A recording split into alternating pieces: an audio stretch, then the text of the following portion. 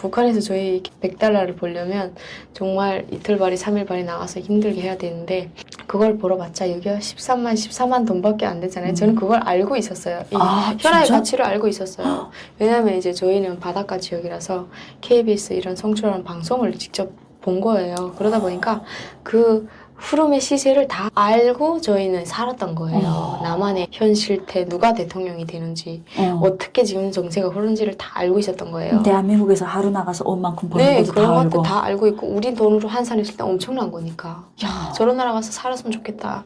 막 이런 마음이 너무 간절했죠. 엄마를 한동안 못 봤어요.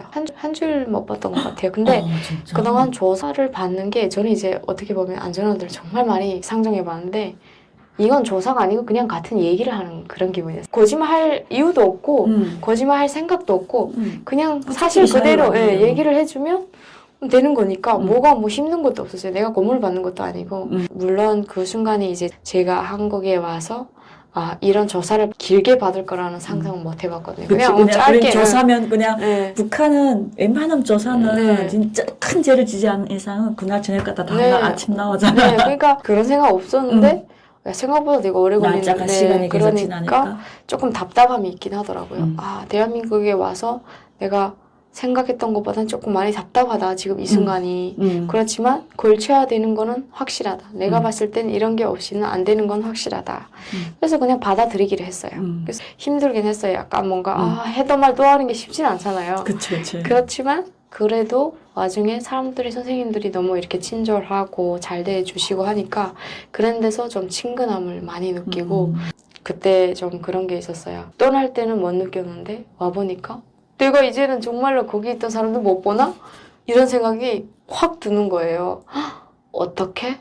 되게 죽었나? 그러니까 이건 뭔가 새롭게 태어나는 거지 완전. 네, 그러고 그러니까 진짜 현실감이 없었어요. 그러니까 이게 약간 우리가 대한민국에서 자유로워서 좋은 건 있지만 그래도 그동안 뭐 일단 23년을 살았잖아요. 순간에 이게 현타가 와가지고 국정원에 안 했을 때 나도 그런 생각했어요. 33년을 그렇게 살았는데 좋은 나라에 왔는데 그 나라가 그리운 게 아니라 내가 그동안 알고 지냈던 친지, 가족들 이런 사람들을 이제 더는 못 본다고 생각하니까 그게 제일 그 순간 갑자기 눈물이 확 나오는 거죠. 맞아요. 그런 거예요. 근데 그게 사실 어떻게 보면 갈 수 있는 나라고 저희가 자유롭게 왕래가 된다면 괜찮을 텐데 이게 저희는 나왔지만 거기 사람들을 만날 수가 없는 정말 그런 이상한 나라다 보니까 그리고 그곳에서의 삶을 알잖아. 지옥 같은 너무 삶을 잘 아니까. 아니까 저희는 그게 미안한 거고. 그 배는 어떻게 됐어요? 그 배에 대한 이런 돈은 안 나와요?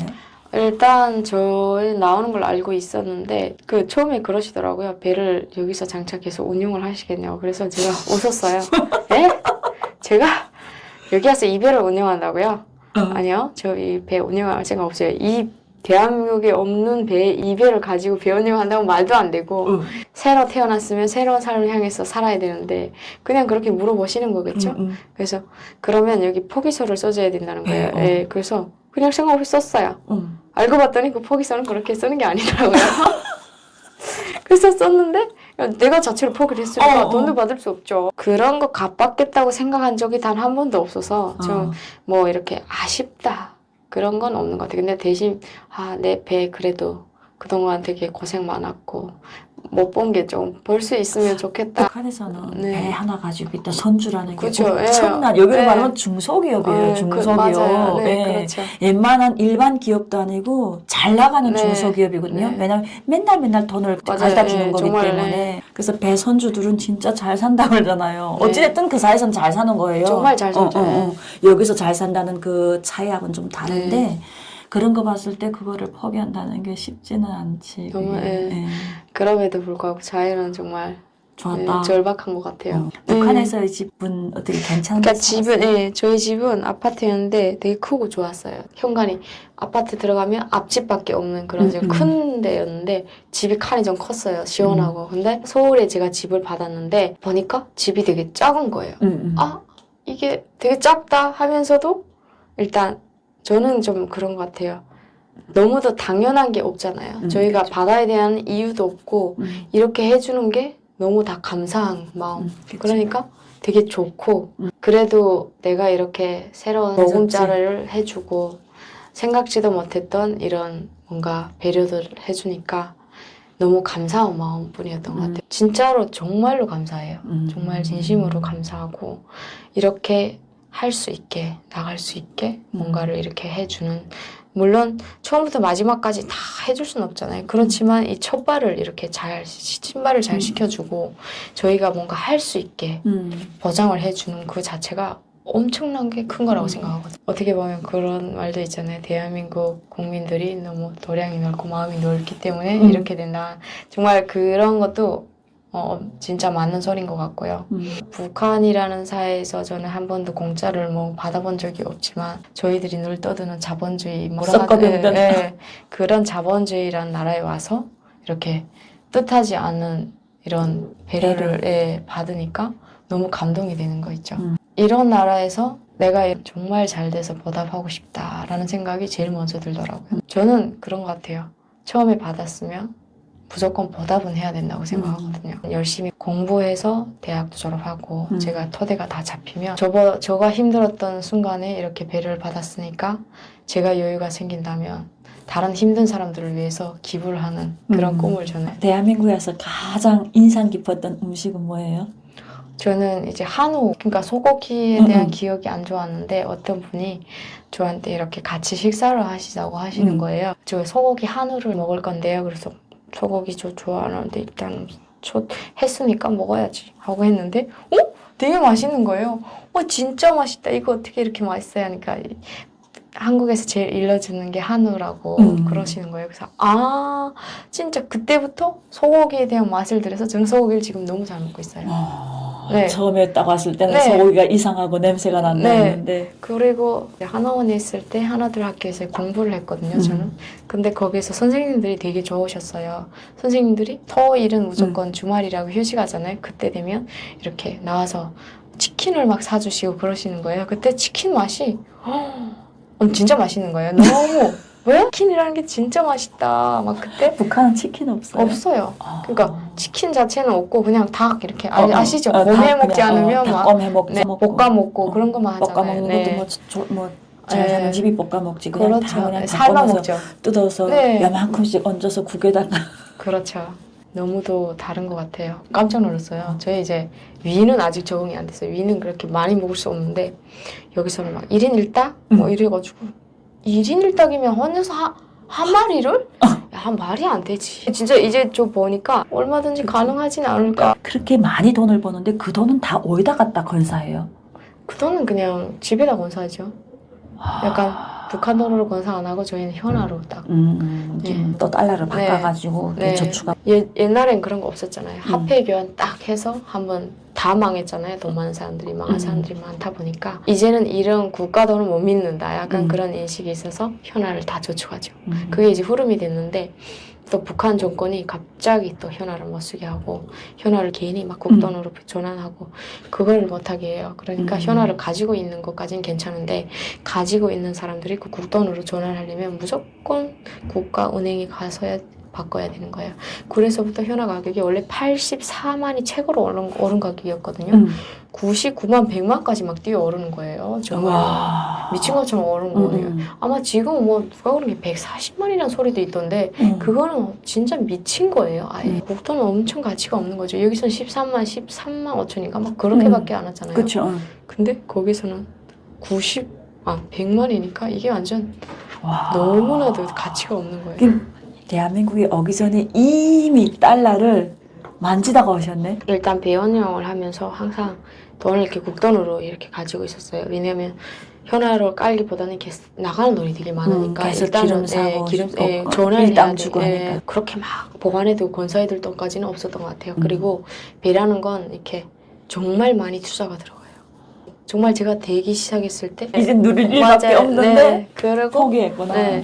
근데 저는 생각했어요. 북한에서 저희 100달러를 벌려면 정말 이틀발이 3일발이 나가서 힘들게 해야 되는데 그걸 벌어봤자 여기가 14만 돈밖에 안 되잖아요. 저는 그걸 알고 있었어요. 이 현아의 가치를 알고 있었어요. 왜냐하면 이제 저희는 바닷가 지역이라서 KBS 이런 성출하는 방송을 직접 본 거예요. 그러다 보니까 그 흐름의 시세를 다 알고 저희는 살았던 거예요. 나만의 현 실태, 누가 대통령이 되는지, 어떻게 지금 정세가 흐르는지를 다 알고 있었던 거예요. 대한민국에서 하루 나가서 온 만큼 버는 네, 것도 그런 다 것도 알고. 다 알고 있고 우리 돈으로 환산했을 때 엄청난 거니까 야 저런 나라 가서 살았으면 좋겠다 막 이런 마음이 너무 간절했죠. 특히 네. 간부들은 부정부패 못한다는 거. 맞아, 알고 있었죠.